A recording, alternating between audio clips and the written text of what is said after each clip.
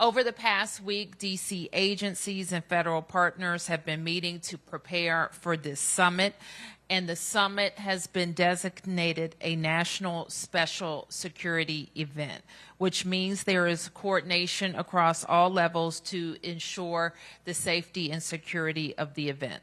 Of course, we have a lot of experience hosting large-scale security events in the district, and we are here to make sure that this week is a safe and smooth experience for the 37 world leaders who will be here.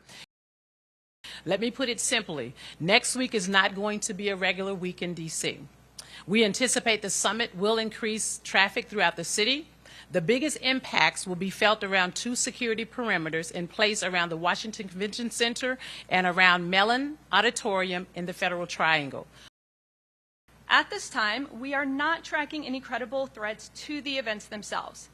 That being said, it should be lost on no one that D.C. on a normal day is a target-rich environment for potential threat actors.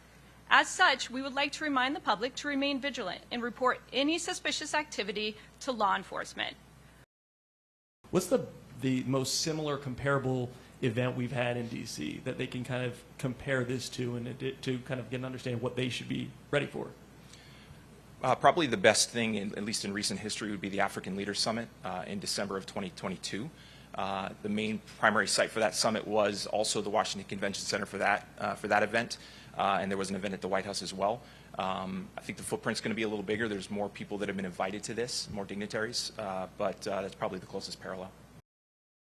We are always prepared. We have a civil disturbance unit who will be prepared and on standby, but we also have other partners here in the regional area that will also support us in that space.